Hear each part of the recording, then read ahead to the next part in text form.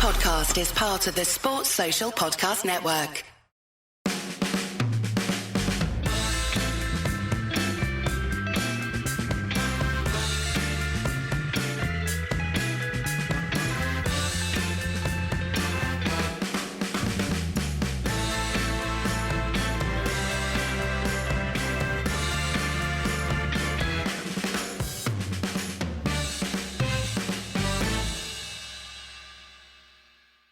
So I'm here with a special guest. We're going to talk about Paul's love of the World Cup being in Qatar. That's right. No? Yeah, that sounds, it's really like that, and why Cristiano Ronaldo should be given a 3-year contract extension at Man United. Yeah, let's get him up front with Mason. Oh, God, let's not go there. Oh, no. Football is a dark world. You went too far, Ed. Already. Yeah, can't help Oh, myself. I can't believe I've been back for 30 seconds. You've already gone too far. There's no controlling me, apparently. So we're going to talk about the Apertura and the Clausura, right? Well, there was the first ever Clausura, which United came second. I think we lost on goal difference, or maybe by a point to City. Post lockdown. Yeah. This one's not. This one's a bit further behind, isn't it? Arsenal have somehow won the Apertura. Arsenal have somehow won the Apertura. What? Yeah, their first trophy in many years. Well, not that many years, right? They won the FA Cup like two seasons ago. It doesn't count. Does the FA Cup still count as a major trophy? I mean, no, historically, yes, but no one actually takes it seriously until the quarterfinals or something. It'd feel real good to win it, though, wouldn't it? It would. If Ten Hag's mighty Reds. Look, if United win the Papa John's trophy this season, I'm claiming that as a major trophy. So, first of all, hello. How are you? Hi. Yeah, doing all right. Good. Doing all right. I'm a little bit tired because I stayed up to watch the cricket. As you do, mighty Ben Stokes' army. Well, I guess it's Josh Butler's army. Yeah, he's a general. He's a foot soldier in Josh Butler's army. Josh Butler said about Ben Stokes' knock, if he was in the test team, he'd sack himself if he played that knock in the test team. Bit slow good. Going on at less than 100 and over, less than 100 strike rate or something for most of that innings. Yeah, but then he Ben Stokes it, and England won the World Cup. Eventually, Ben Stokes it. Do you think that's like going to set a precedent, and England are going to win the stupid World Cup? I don't. I think although England are overstocked with forwards and attacking players and exciting players, Gareth Southgate is going to Gareth Southgate it. And this time he's just a bit thin in midfield. So Rice is going to play alongside presumably Phillips or Bellingham. I mean, Bellingham deserves it on form, but he likes Phillips, doesn't he? He likes to protect because the back 3/5 is a bit dodgy. The back three, is he going to play Harry Maguire? Is he going to start Harry Maguire? I think he is. That's wild, isn't it?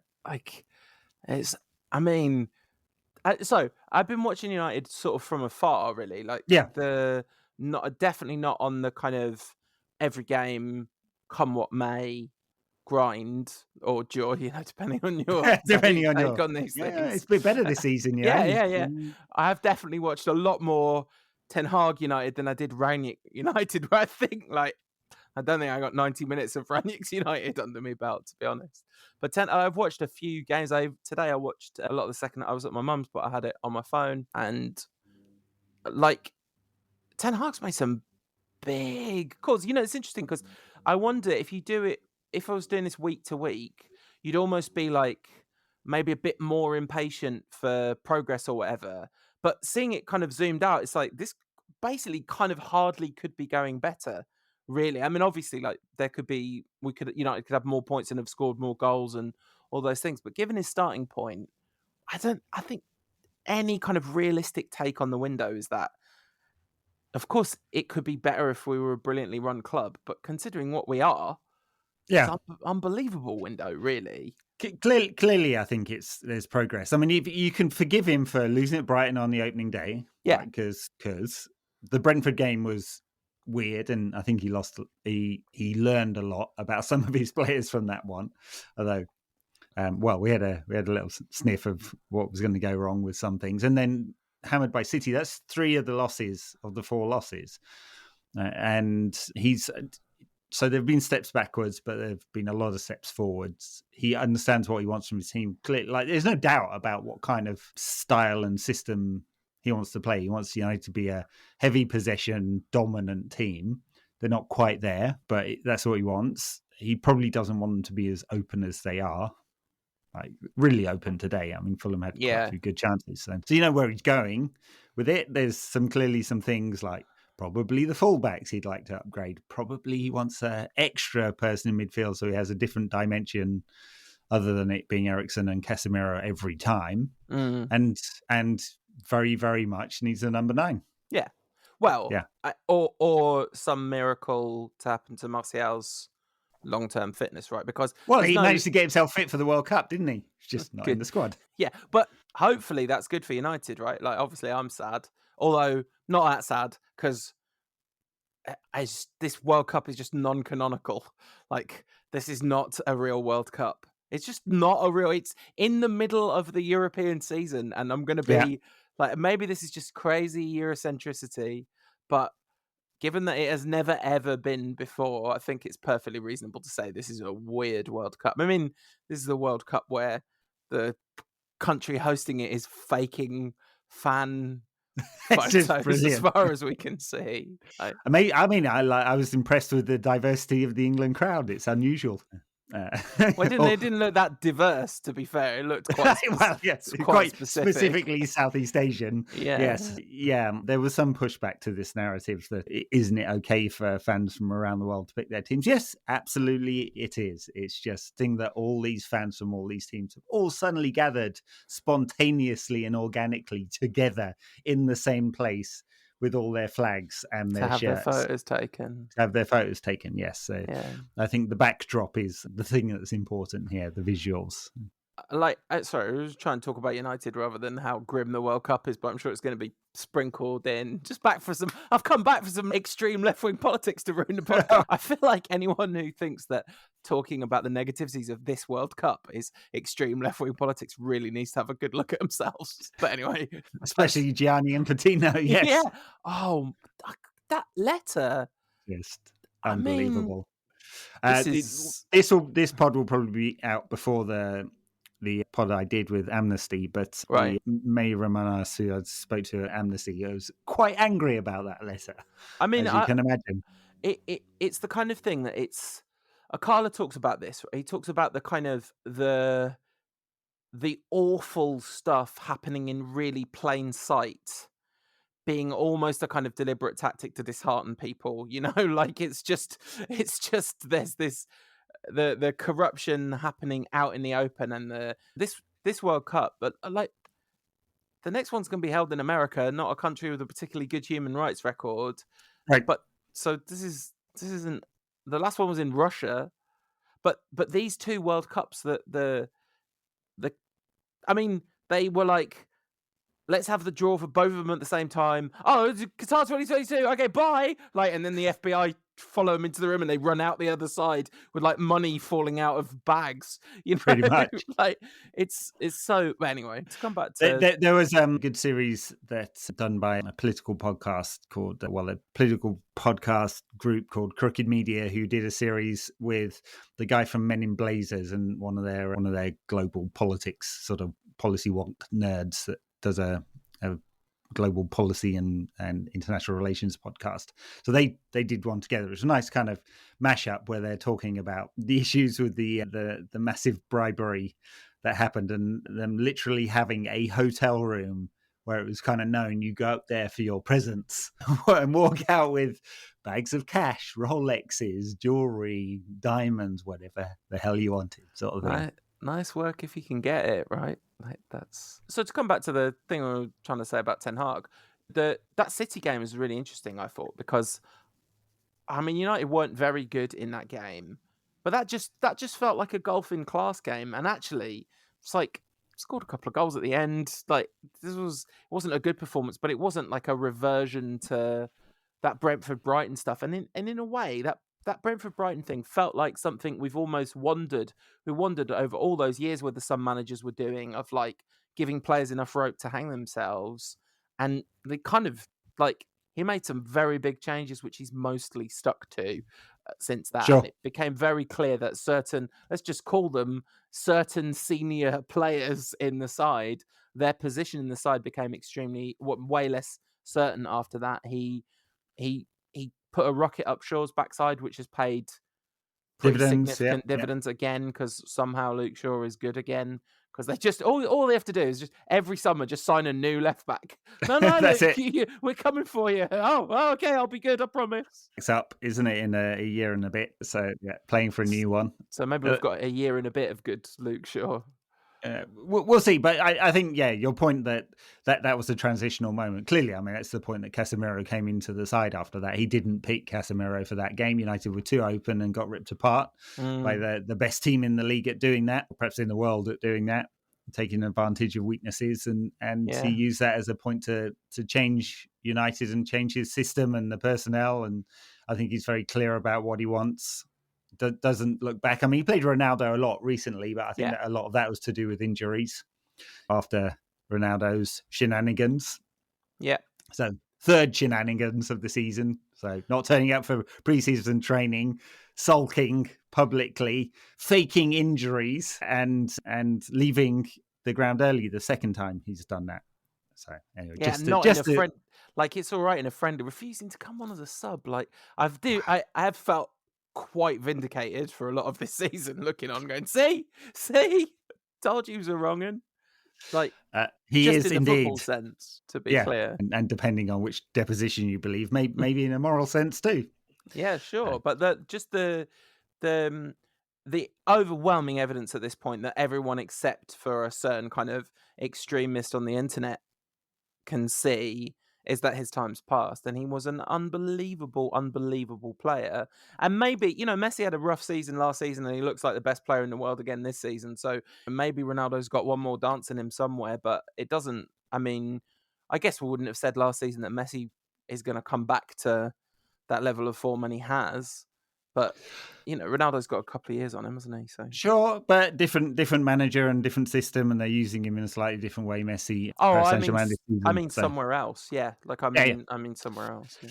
So well, I think Ronaldo, the physical attributes don't allow him to be the player he wants to be, and he doesn't appear to have been prepared to adapt again, which is what he did slightly earlier in his career to become that forward, pure striker, and he needs to be something different again if he wants to play another couple of seasons.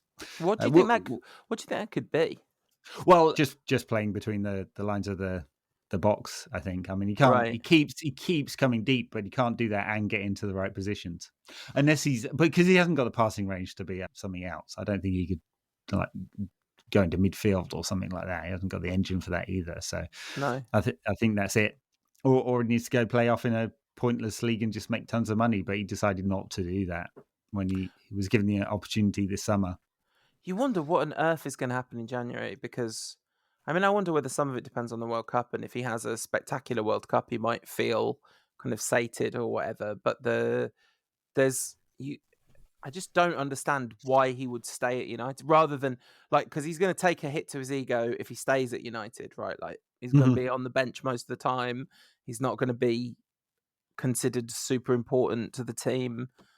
I guess he'll still be given that kind of level of hero worship by the crowd quite a lot of the time. But you wouldn't feel like go to Lisbon or do something else that seems more fun than this, because it can't be a lot of fun to be him in this situation.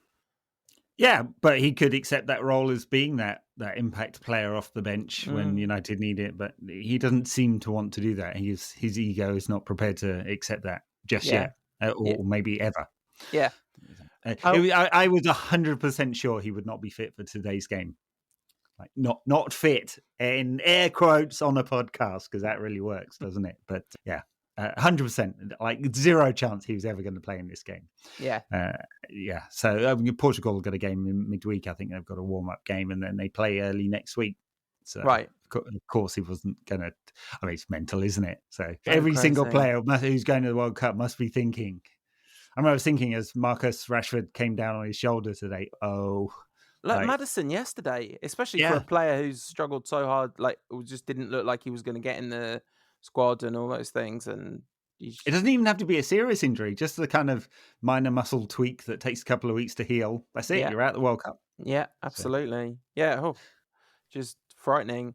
Although it's a non-canonical World Cup, I'm sure it doesn't feel like that to the players, because not the players' fault, right? Like they're no, it's not their fault. One World Cup out of like 4 if you're a freak of nature and one of the best players. Like people don't get. If you get 3 World Cups, that's unreal. That's so yeah. So the thing that I've really noticed from watching United this season is how much better we look when definitely 3 of the summer's signings are playing. So Martinez, Casemiro, and Eriksen, they all look like Man United players to me. Like that's reductive, but that's what it feels like. Well, and Eriksen, it's interesting because he's a very good player and he's fitted into the side at number 8, which I don't think we expected him to do. It's not really where he's played any of his career. The only thing I'd say is United are a little bit open when he's in there, so we're still not that possession side that will really, really dominate possession, and you could accept that, like City. So we still have players who, Eriksen partially, but definitely Bruno, who take risks with the ball that you wouldn't do if you want to be that possession side, and so Casemiro can't cover all of it, and so he covers a lot though. He covers a lot. He definitely covers a lot, but not all of it. He's definitely covering more than Fred and McTominay are, put for together. sure. Put together, yeah. So the balance question is still there, but it's still so much better, just leaps and bounds. And the other thing, I like Anthony as well. I know he hasn't, he's scored a couple of goals, and he's one of those players that doesn't always work out, and he's not dribbling as much as he used to do at Ajax, say, where he was doing 12 take-ons a game on average, that's a lot, isn't it? It is a lot. Yeah. It really is a lot. He's not doing that. He's playing a bit more safe, and that may be the environment, maybe what is expected of him in this United team that isn't having 70% of the possession. But I like his aggression and his intensity levels, and he does the defending piece as well.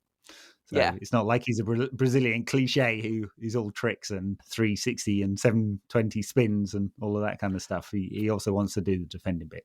But what I really like is he does the 360 spin when no one's near him. Like that thing. No reason. That thing is so funny to me. Like when pundits were getting upset about that, it was really a kind of pivotal culture war moment, right? Where it's like, isn't what about joy? What about fun? It's entertainment. It's like this guy just did a 360 spin. It kind of almost worked as well because everyone. I mean, it is. Like, it's a sort of logical evolution of the step over, right? Because all a step over is, from a functional sense, is it's designed to sell the defender that you're going to do something with the ball and instead you step over the ball. Well, and kind of in theory, you're kind of frying their ability to, like, you're frying people's reaction circuits slightly, right? By doing good step overs. Surely, like, if suddenly someone just starts spinning around with the ball, a defender's going to go, like, what? Have I missed something? Is there a ghost? Why is this happening? And it very nearly worked out because he bought time for the run and he just didn't execute the pass. So, it was interesting because you could pick out the culture warriors beforehand. Like if without even seeing anything, was Savage going to say something? Yes. Was whatever that twat on TalkSport was going to say something? Absolutely. Pick one of them, but Jamie O'Hara or whatever. Was Souness going to say something? I'm sure he did. I didn't even bother looking out for it. Scalzi, sadly he's right on the border, isn't he? Yeah. So it's I was definitely on the side of fun.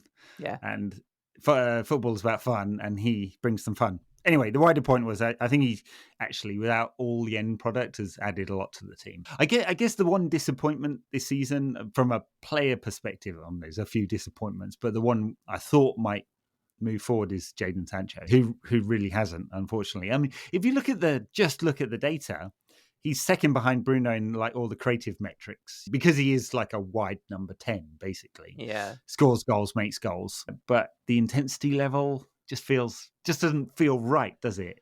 It's so strange because it felt like even when we signed him, that felt a nailed on successful transfer. Yeah, and it looked like certain of it. Yeah, it looked like it was plugging a gap, right? He was going to play on the right, and then United would have link up play on the, which they kind of have with Anthony there now, but so Sancho's just been playing on the left again the whole time, and I don't know, like, how many really good games has he had for United? Is it 5? Yeah, Like not that, many. it's so shocking because I think that you get this, don't you? Like you got it with Pogba. People just like, oh, this guy is rubbish, and like he's obviously not rubbish. He was so good at Dortmund, and he served a very specific, very useful function at Dortmund, right? Like I remember the amount of conversation we had where you were saying, don't think this guy's going to come in and spam crosses into the box. This is going to be link up play, and a lot of his assists were final, like very high chance creation, final passes. I guess a lot to Haaland because clearly that makes a difference, and it does Yep. look. Again, to use the Pogba comparison, which I think is mostly true about Pogba as well, he just doesn't have the pieces alongside it. Like Sancho really, really clearly struggles without the midfielder coming to provide the support that he needs. Even a player like Bruno, what's really interesting is to me, Sancho and Eriksen, that really makes sense. You can see how their games would make sense together. Sancho, Eriksen, Martial, those players can all work together. But Sancho's doing a give and go to Bruno, and he's like, instead Bruno's looked up and tried to chip the keeper from 45 yards. So there's a sort of stylistic lack of fit somewhere. But you'd think they'd fit together. Yeah. Well, I mean, almost you'd think that Ten Hag would like Sancho because he's neat and tidy. But actually, what's happened a lot, I mean, from what I've seen, is a lot of United's good football has been Ole ball, basically. Like, it's slightly more elaborate, slightly better players, Ole ball, where actually it's the transition where United look really dangerous. And Ten Hag somehow, I quite like how he's got a plan, but he's clearly not being tactically inflexible or kind of philosophically inflexible in a kind of Van Gaal way or whatever. No, I think that's right. I mean, he did complain the other day when they were banging crosses in all the time in the defeat to Villa in the league. He was asked about it and said, no, I told them not to do that, and they kept on doing it anyway. Yeah, Carl asked him, and he said it was stupid. It's really good. Yes, he does it. Still have this. He's warmed up a little bit in the media stuff, but he's still straight to the point. He's got that kind of Dutch thing about him. Yeah. Not quite as straight to the point as Louis. Louis, I don't know whether you saw one of his pre-World Cup press conferences this week. Was like, "Yes, we're very good. We could win the World Cup." So okay, just keep everyone in check, Louis. And it's like, yeah, it's like the two teams. Like, let's be cliched for a second here, like bouncing to the World Cup. Who are the two sets of lads who might pull out the circular firing squad? France and Holland. France and Holland. You're expecting one of them to start shooting each other, and they haven't done. They all seem very, very harmonious. Yeah, I wonder whether France would be the favourites for that this time around, because they won the last World Cup, which they hadn't done the previous time they did this, but they had got to the final. And there's definitely been some stuff going on with some French players, let's say. Not just historically, but recently, it would seem. No Paul Pogba in the France squad there. Still got that knee problem. Yes. Anyway, back to Ten Hag. I mean, look, I think so. The media stuff, I think he's good with that. His English is good enough. He gets his point across. He's clearly very, very straight with the players. Yeah. And he clearly knows what he wants out of them, and he's just not quite getting it there yet. He's had 15 league game, 14 league games, 6 in the Europa League and EFL Cup games. So that's 21 actual competitive games plus pre-season. So it's still not even half a season, really. And the progress has been pretty good. Yeah. So yeah, I almost couldn't. I think asking for more, because some huge results as well, right? Beat Liverpool at home. Was it at home? Arsenal. Beat Arsenal at home. Yeah. Have we beaten Spurs? Beat Spurs at home or their place. Can't remember. Beat Spurs 2-0 at home. Yeah. So those are massive results. Beat Chelsea. Big results. Did we beat Chelsea? Did drew with Chelsea? Drew with Chelsea. But it felt like a win. That was that one. That's fantastic. And there was the loss to City, which was, what are you going to do? The two really bad losses, and then the Villa game was. It feels like that's just natural stumbling block in a way. Like you're going to get. There's going to be more of that game is going to happen again. Yeah, and that was also 10 games in 33 days. Yeah, right. Because they looked tired, and after the intensity of Real Sociedad. So I do think, I mean, maybe we're making excuses, but I do think there are reasons for all those 4 losses. And most of the time it's been progress, not perfect, not scoring enough goals, not quite. Before we got on to the media stuff and the World Cup again, we were talking about like fitting the players together. How do you get, because Bruno and Eriksen and Sancho, they should all be able to play together, but it hasn't quite always worked, and we're looking for the balance. And in some games Bruno's played much deeper, and it's given United real balance, but then not scoring enough goals. And so what? And he personally is not scoring enough goals. So because he's got 2 this season or something, Bruno, and you want 15 from him. He's an absolutely fascinating player, Bruno Fernandes, because you've got this season where, I mean, last season he was dreadful, right, for a lot of the season, and this season there's definitely a kind of there's a culture war around Bruno Fernandes in a way, where it's like you definitely have people that Bruno Haramdes and all that, like it's all, people get very frustrated with his kind of absolutely insane desire to do the most extraordinary thing at any given moment. Yeah. But I wonder whether sort of culturally he was an amazing fit for a Solskjaer's United that was going to really rely on myth making and individual brilliance and this club. But Ten Hag, who's trying to make them a sane team, especially like a possession oriented team, does it come a point where, because United clearly missed him loads when he wasn't playing against Villa, but do you think so this isn't me saying he's rubbish, because I think he's amazing in a weird way, but do you think there comes a point where Ten Hag wants to go, okay, actually, I want to replace the kind of talismanic, insane energy of Fernandes with something more controllable and measured, a kind of like upgraded Donny van de Beek figure, significantly upgraded Donny van de Beek figure to play Dutch football? Well, I mean, I think he still wants to play with a 10, so it's a question of what that 10 means. And like there are not many number 10s like Bruno, and there are hardly any that are traditional like Dutch number 10s. I mean, almost none. They're much more physical. They're much more players who break into the box and score goals. And so, yeah, like what the balance of that is I don't know. I mean, last couple of games, he's pushed Bruno out into wide positions, which is still the most creative player in the side. You don't really want him there. You want him in the central areas where he's really going to affect the game. And he's not really a wide player, is he? So I'm not sure that's the best route, but yeah, we'll find out, I guess. I mean, I don't see a scenario yet where they like decide that they're going to change it out and they'll let Bruno go, unless Bruno really wanted to go, and he hasn't shown an inclination yet. Well, he loves Man United, that lad. He seems to, although he kind of quite frustrated figure for much of today's game until 3 minutes into injury time, of course. It's an interesting one because it's hard to see the perfect iteration of a Ten Hag side that's getting 60% possession and totally controlling games. Clearly, that did not happen today, and it did not happen against Villa, and it hasn't happened in most games this season. And he wants that, and he's looking for the balance. And he's a little bit lightweight with Eriksen in central midfield, although he's got much more control.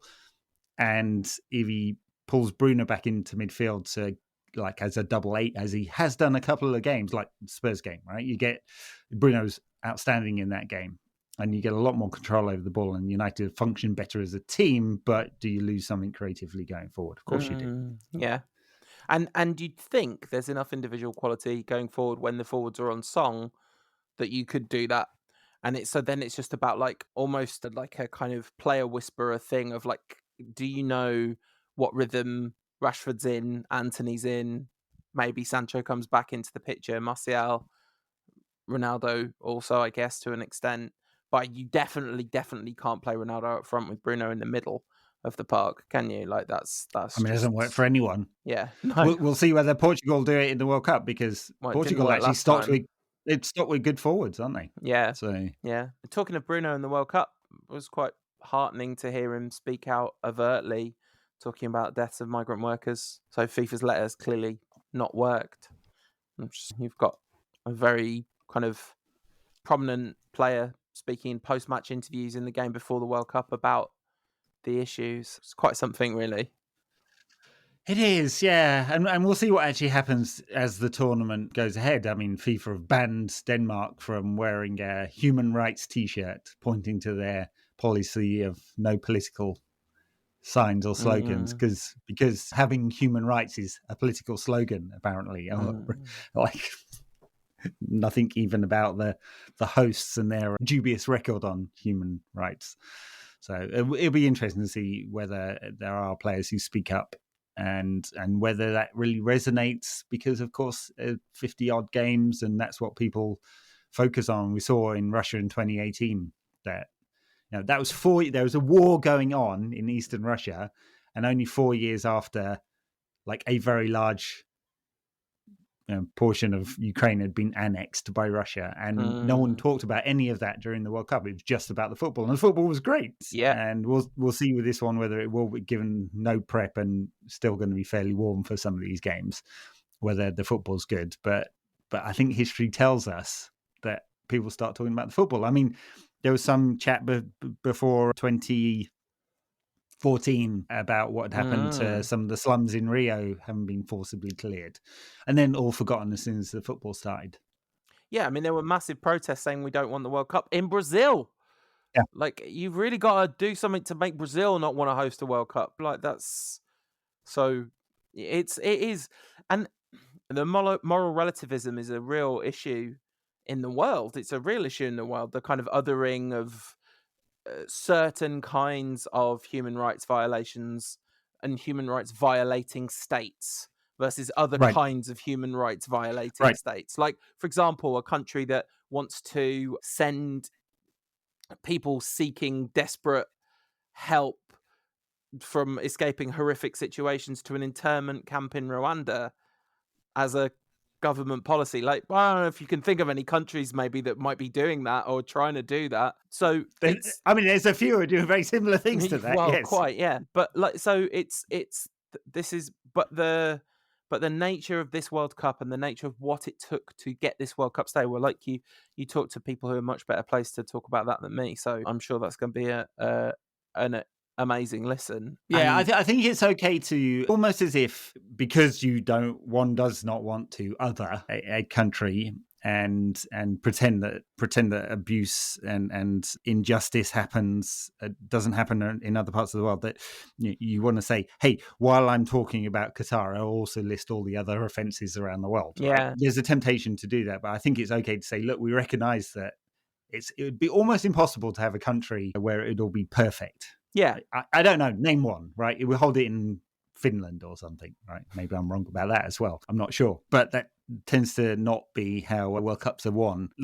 But my point is, which I'm not making very clearly, is that you can go, okay, yes, we recognize there are many things wrong with the world, and especially Western powers that typically host these big tournaments. But in this particular case, still recognize all of that. In this particular case is pretty gross. How they won the World Cup, how they've chosen to build the infrastructure that will support the World Cup, not just the stadiums, but the roads and the railways and stuff like that. What's happened to the people who built it, and then what they're doing to use that as a platform for something else. And we just see manifestations of it. And some of it's ridiculous, like having groups of people performatively pretend to be Germany fans or Brazil fans or England fans or France fans or whatever it is this week in order that the PR project can be fulfilled.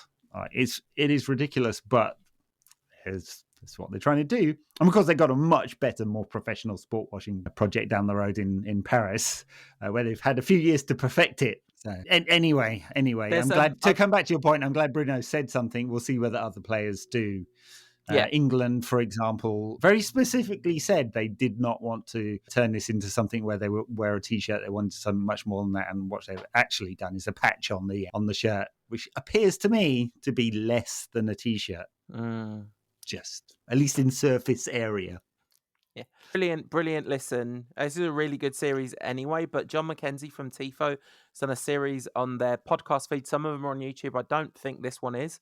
But it's called Tifo Talks. It's a series on the main Tifo podcast feed. An episode called When Friday Comes with James Montague. James Montague's obviously a fascinating dude anyway. It's a brilliant conversation, and the stuff about Qatar is absolutely fascinating from someone that spent a lot of time around football in that region in general. So that is, like, in terms of a football person's take on that, that's an absolute must listen. So great. a big recommendation there. So what's happening in the second half of the season with United then? Can I just make one more point about the first half of the season, Ten Hag in particular? So this is like brilliant. We've hired this guy, right? And he's, as the kids say, he's a bald. Like, we've got our own one, like our own kind of like technocratic, kind of Dutch, like no hair. These are the key things that you want of like modern hips. I mean, this guy's such a hipster manager. He managed Go Ahead Eagles. Like, this is as hipster as it possibly gets. And his first major act as United manager was to be like, didn't like what I see there, lads. You're coming in Sunday for running. Like, it just it was so kind of fun and unexpected. And the thing I really liked, it's so basic, but the fact that he did the running with them is like, that's the bridge between olden days. That's the bridge between Brian Clough and what he would have done and Mikel Arteta or whatever. Like, there's a human side to his proper football man tendency of making them run specifically the distance that they had been outrun by Brentford. Like, Sam Allardyce would have appreciated it, apart from the running along with them. Exactly, bit, which he never would have done. Exactly, like that's the key difference. That was what elevated it for me, as like he's really hit a different platform. And look, alongside that, before we get onto the Clausura, the way he's managed the situation with Ronaldo, I think tonally has been almost perfect, right? He is the boss and he's in control. Yeah. And he's indulged Ronaldo to a point, because I suspect he doesn't want it to be completely disruptive, and he's trying to control the situation as well as the narrative, but mostly the situation within the squad. Yeah. And he's got that almost perfect. I think he is the boss and clearly in control. Yeah. So anyway. And that Villa game stumble aside, United would be in the top 4 at this point, and that might be slightly ahead of schedule. Actually, maybe not, because of goal difference. I think Tottenham would still have a better goal difference unless we'd beaten Villa 10-0, which seems unlikely. But considering we actually lost, but 5th and well within striking distance of the top 4, given that first 2 games where it looked like Eric 10 games, like this is a pretty much as good, and some huge results. Definitely some good feeling around the football. The emergence of Garnacho, which is like absolute United fan fodder, isn't it? Like, that's perfect. Oh, one more thing about this part of the season that I have missed having a platform to talk about, and I would have just talked about every week. Lisandro Martinez. Oh, it's great. I mean, when did we last have a better centre-back than Lisandro? When did a centre-back at United last have as half a season as good as Lisandro Martinez has just had? Yes, it's amazing. I don't even remember him actually getting out jumped for any of the goals in those first 2 games, but that was the thing that every pundit and his dog decided was he would never make it. I think Graham Souness specifically said he'll never make it in this league. Yeah, he's been fantastic. He's aggressive, but he's not Marcus Rocco 2-footed, wildly smashing people's legs and toast aggressive. He's very, very active. Marcus Rocco chasing after centre forwards with a fire extinguisher like he did at Boca. I don't think it was centre forwards, but still. But yeah, no, I mean, his reading of the game is superb. Like, he's aggressive, but he's clearly a kind of thinker, and he looked amazing alongside Varane. I was surprised that Ten Hag didn't stick with Lindelof alongside him rather than Maguire, because it feels like a better fit to have, even like Lindelof with all his many faults, Lindelof type alongside Martinez is a centre-back partnership that really makes sense to me. A Maguire type feels like, I mean, this is also probably just wild anti-Maguire bias, but it feels like there isn't room for him in a team like this. It doesn't feel like it when United want to control the game, and you want to compress the game in order to control it. The higher line, you just can't play with Maguire. Can't do it with Maguire in there. Yeah. Even if he wears his chocolate brown suit, can't do it. You're looking at me puzzled. I haven't seen it. You haven't seen it. front cover of the Times magazine. Maguire special. in a nice suit. He's what looks like some kind of velvet brown suit. This is all right. Okay, I'm just gonna have to go over my phone. Okay. Immediately start thinking about the Mason Mount one, right? Because that was quite a look. Have you seen Mason Mount's giant oversized suit at the Wakanda Forever preview? Whew. It looked like the guy from Talking Heads video.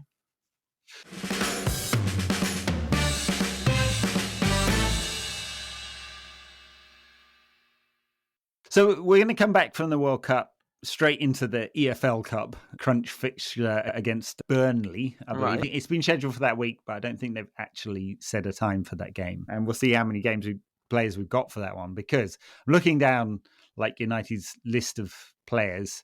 Bruno, Casemiro, Anthony, Dalot, Martinez, Maguire, Shaw, Eriksen, Varane, Rashford, Ronaldo, Fred, Malacia.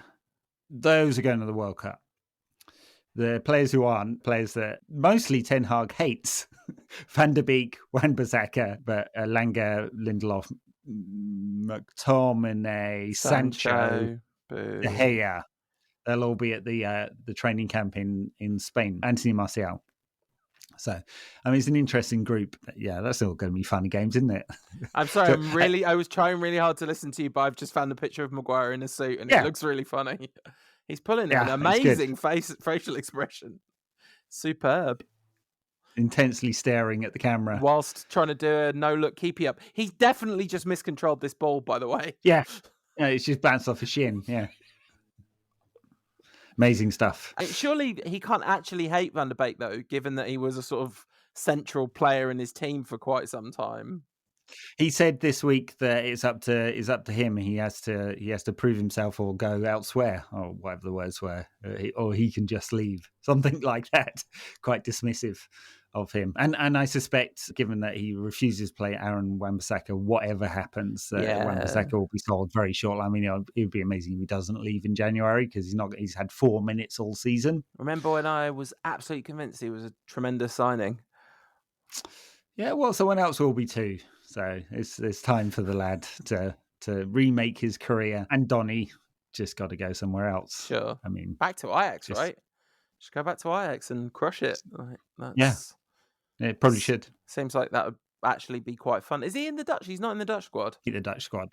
Not surprising, really. He's barely played. Yeah. And there were some interesting players that didn't make it. Ryan Gravenberch didn't. Very talented young player. He's obviously not been sort of making it every week at Bayern. Although Martin Weghorst doesn't really seem like a Louis player. 8'9" of him. Louis likes a little. He likes the odd bit of exactly. Yeah, just last minute. I saw Carl Anker's Tifo video about Cody Gakpo, which was really good. There's going to be a lot of United fans watching Cody Gakpo at this, going, "We should sign him," right? Like, that's but he'd be our 12th player who wants to play off the left. But Louis playing at number 10, so he'd be our 3rd player who wants to play at number 10. That's right. That's right. Yeah. Always looking for the balance. Just need a striker, right? Just need a striker. Do you think there's no way United are buying a striker in January, right? I don't think so. I mean, Ten Hag was fairly clear that United broke their initial budget to spend all the money in the summer, and it was a lot. So unless there's a striker who's out there for free or cheap, that there many 800 scouts and revamped scouting department have found, or he can make the argument that United need it in order to guarantee Champions League football. Maybe they'd break the budget. It'd be out of type, wouldn't it? But it would be a big difference. And I think the question will also be asked. That question is also going to be asked of Chelsea. Do they spend money in the winter in order to try and push for the top 4? To Newcastle, who could? I'm just going to use the word gamble, but maybe it isn't a gamble. Maybe it's free, isn't it? Well, who's playing with house money? Exactly. Yeah. The thing about Chelsea is they might sign Ronaldo. Well, Tuchel didn't want him. I don't know. We'll see, but they got rid of him. Then Tuchel should have wanted him. He might still have a job. Oh, that's right. Yeah, because Todd Bowley knows best. Yeah, Todd Bowley was sad on the WhatsApp group or whatever. So January is always crazy. Surely this time around it's going to be even more impossible given there's a World Cup immediately beforehand.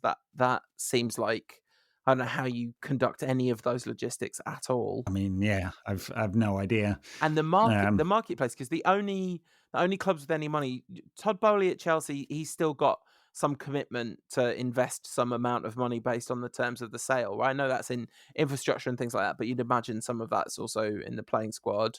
I don't know how any of that gets enforced. Yeah, it's a good point. It's a good point. We're taking it back off you and giving it to Roman Abramovich again. Yeah, quite. So, but he does seem to, and he's got private equity investors. They do seem to want to somehow make money back on their purchase, which seems very difficult from this point of view. But I mean, maybe they have a long-term plan that doesn't involve Super League. Then you've got the state-run clubs who could all have money, but you'd imagine City aren't going to really spend them, although they lost to Brentford, so maybe they'll buy another Erling Haaland or whatever. But the market, I mean, Barcelona did whatever they did in the summer and didn't even make the knockout stages of the Champions League. In fact, we've got to play them now. Is in the kind of weird football purgatory match where it's like, Barcelona, it can't be more. Barcelona and Manchester United, you are being punished for your crimes. You are being punished for your hubris. You now have to play each other to get into a competition neither of you want to be in. Oh, that's right. I mean, like, what could say you failed more than Europa League playoff? Yeah, from 11 years on from that. I guess it'll be almost 12 years since they met in the Champions League final, and you done failed, lads. Endured a relatively similar descent from fortune since then, ignoring the fact that Barcelona have won several league titles and a Champions League and things since then, and United have just plummeted. But finally, Barcelona... Well, that's true, but Barcelona did that by spending £1 billion or euros of money that wasn't theirs to spend. That's true.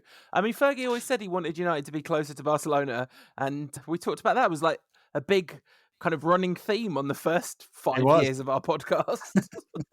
How do we bridge the gap? Yeah, we've done it. We've finally done it. Just wait for the mediocrity to catch up with them too. So, assuming no changes, the second half of this season is going to be utterly fascinating because, like you say, Newcastle are a legitimate force to be reckoned with at this point. Arsenal, I'm sorry about this, but I have to say these words out loud because they're apparently, what I'm about to say is true. This is actually happening. I feel like this must be your fault in some way. Like, we did this podcast for years and Arsenal were never top of the league. I left it in your care. And then somehow now Arsenal are top of the league. I keep waiting for them to Arsenal it up and they haven't done yet. I mean, they have been, I mean, I know Partey was injured for a bit of this season, quite a lot of this season, but the depth beyond their first 11 is not much. No. I mean, there's nothing there. And so I'm kind of waiting for injuries to happen, but they might not. They didn't to Leicester in 2016 or whatever it was. Yeah. So, and also, like, who's the worst devil here? Do we want the state-run club to win it or the billionaires plaything to win it? There's one reason which we won't talk about why I really wouldn't want Arsenal to win this league title, and we're not allowed to talk about it. But that's the one reason. Although if it wasn't for that, I think it'd be dead simple for me. Be like, don't really want Arsenal to win stuff, but it's much funnier if Arsenal win the league than if Man City win the league. So for that reason, you've got to, like, if you can't get the good thing that you want to happen, the funnier thing is surely the better option. Like, surely. Yeah. Especially with Haaland, because he's so... I've gone with Haaland and Haaland in quick succession there. Who knows? It's something. He's so good. It's like, it's cheating. He's too good and too big. It's too... You can't be that good and that big. You have to pick one or the other. That's right. But if they somehow sign that player, having just won the league, and then Arsenal win the league, like, that is definitely kind of alternate universe stuff. Yeah. I mean, I can't work out how Arsenal have only conceded 11 goals with the defenders they've got. I mean, they've all improved so much, and playing Ben White at right back, and the balance doesn't seem to be right, but it does seem to be right. Yeah. And Odegaard has turned into a much better player than I thought he was. And anyway, I don't want to talk about Arsenal too much, but they've won the Apertura. Yeah, well played. Well played, Arsenal. First ever Good. British Apertura champions. It's very short, the Apertura, isn't it? It's only it's only a third of the season. Yeah, all the teams don't play the same number of games in this Apertura, which also doesn't seem fair. So Tottenham, I mean, it looks like everything's going to catch up with Tottenham, but it always looks like everything's going to catch up with Conte teams, and then sometimes it doesn't, sometimes it doesn't. So you'd imagine some drop off, but I also cannot imagine Liverpool having as bad a second half of the season as they've had a first half of the season. No, I'm sure they won't. And I'm just looking for them to find a balance. I mean, Darwin Núñez is an interesting one, is in that he's kind of awkward, but he scores brilliant goals, makes brilliant stuff happen. Yeah. And they've just been trying to ram too many players in there. So it's like Núñez, Jota, and Diaz don't all fit, especially if you want Salah to have space. And so the balance looks better when they play Firmino, even though he's clearly not as good as those other players. Yeah. But yeah, so if they find that right balance and find they'll probably buy someone in midfield, you expect them to have a better second half of the season. It's going to be really tight, I think. Chelsea, I don't know what Chelsea will do. Chelsea are 8th in the league at the moment. Like that's like, I just think that the entire top 10 is so Arsenal, City, Newcastle, Tottenham, Man United, Liverpool, Brighton, Chelsea, Fulham, Brentford. It looks like a weird Football Manager save 5 years in the future where things have gone in a very weird direction kind of thing. Well, it might be the last season that we don't have to just watch City and Newcastle winning everything. So yeah, Liverpool are for sale.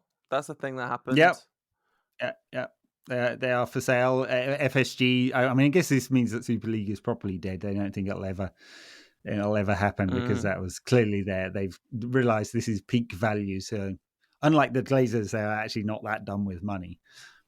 And so it doesn't mean it's going to happen quickly. I don't think. I mean, especially there aren't that many people who want to buy a football club where there's no guarantee of profits and spend £4 or £5 billion on it. It feels to me like a much more, when you set a market for something, this feels like much closer to giving you a sense of what it would take to buy United than the Chelsea purchase, because Chelsea they're not the same scale, or they are a big club globally. No, I mean, and it was $2.5 billion the final sale price there, and it was.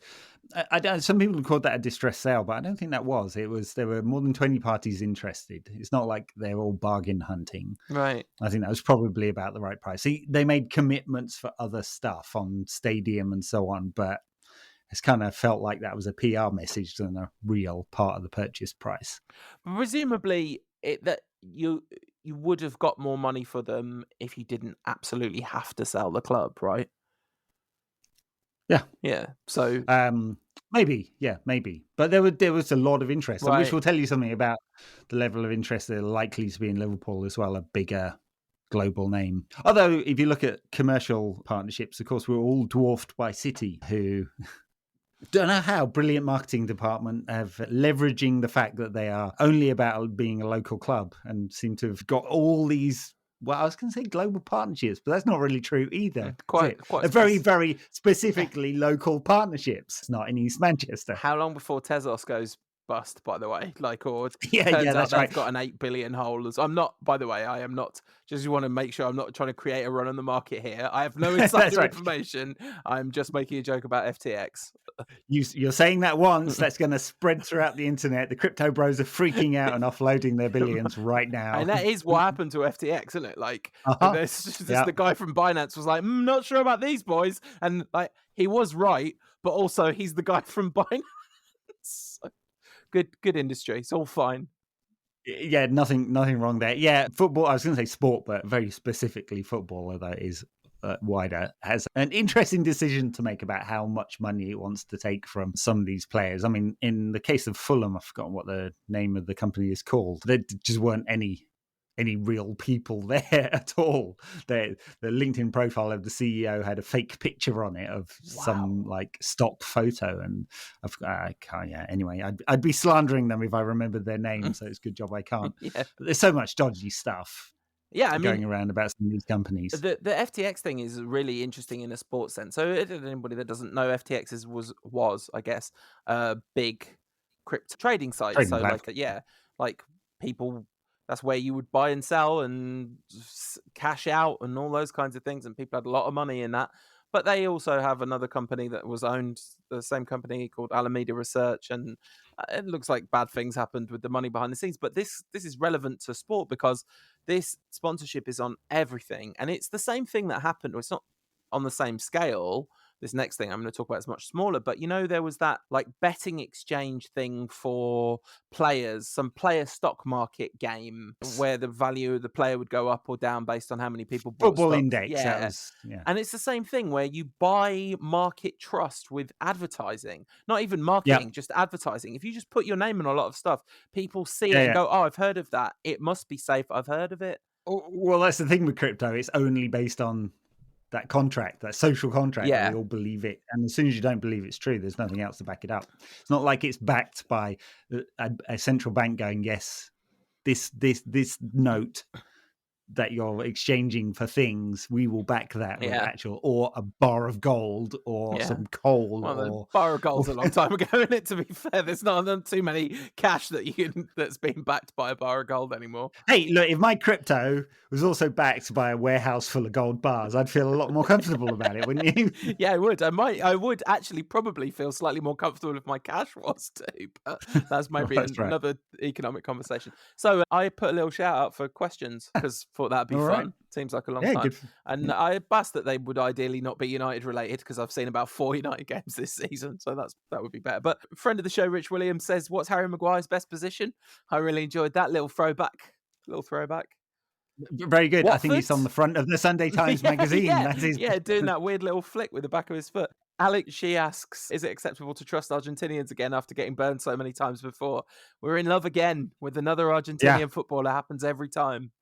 As long as in a couple of years' time he doesn't agitate for a move to Liverpool, it's all right. It's all good. Yeah, so you got Heinze, who tried to go to Liverpool. Tevez, who said, definitely won't go to Liverpool. I love United too much. And then went to City and just spent the whole time trolling Fergie. Marcus Rocco never did no one no wrong. And Angel Di Maria. Except a few forwards and toast. And the toast industry. Bread. Yeah, he really committed a lot of harm to bread. Crimes against bread. And then, of course, Angel Di Maria, who, let's say, did not enjoy his time in Manchester. But really did not enjoy his time in Manchester and really wanted to make sure everyone knew that. But legitimately, for many years afterwards. Legitimately, I've always had some slight sympathy for him because I feel like if you're going to take 2014 Angel Di Maria and you're going to say, who is the single worst high-profile manager you could possibly be working for at this point? So Louis van Gaal hates South Americans for some strange reason. Definitely hates players who don't do exactly what he says all the time. No way. Yep. Alan Tucker says, a very burning question. What's your favourite Simpsons episode? It's a great question. I'm going to go... You better answer that one because I don't watch a lot of Simpsons, I'm afraid. Lisa the Vegetarian is, of course, a classic featuring You Don't Make Friends with Salad and the ham flying through the air and Homer saying it's just a little dirty, it's still good, which is how I have felt all the way through the post-Fergie United era. And then the 5-alarm chili one where Homer meets the space coyote, which was very relevant to me and my lifestyle at the time. And all the other questions about cricket, so we'll probably skip them. And one last one from Augustine N. Dexter, who says, when will you start watching games again? It's we'll see how the January transfer window goes. Let's just say I've watched a lot more games this season. Classic Paul, absolute fair weather fan. Only supports United when they're doing well. I only support United when they sell arguably the best player that's ever played for them. Someone once said, being a United fan, it's more than just, you've got to support all the players. You can't pick and choose. You might as well go and support PSG. No, the player I really don't like is the one player that you could actually see playing for PSG in our squad. So I don't think that holds logic. Well, the second half of the season may clarify some of that. At least next summer definitely will. Yep. And the other wrong un in the squad, alleged to be decided by a court of law. We haven't talked about him much, but it's not much to say until things happen. That is not a good situation. Not a good situation at all. And actually, one thing, I've seen quite a lot of criticism of United around this, but What else can they do? Yeah, exactly. I feel like they're not in a position that, to me, they've not done anything that you would consider egregious yet. Like there's plenty of time for that to happen, but yeah. All right, nice we'll to leave talk it to there. you. I think you do. Yeah, extra bonus episode. Yeah. Paul. Maybe we'll see you in 5 or 6 months' time. Yeah, I reckon. Probably should have told the people that have started listening to this podcast in the last year who's this? Why is this guy here? He doesn't seem to know anything about United. Anyway, it's too late now. It's too late. The back catalogue's out there. In proof It that is. I've been consistently somewhere. Yeah, been consistently not knowing anything about United for more than 10 years. To 10. When did we start? 10 years. We started in the summer of 2009. 9. Yeah. And you're still going. Long time talking nonsense into a microphone. Still going. Somehow. Keep it up. All right. Nothing better to do with my life. That's the thing. So, all right, might as well. We'll be back with a cricket podcast sometime in the summer. All right. World champions. Yeah. All right. Bye now. Take care.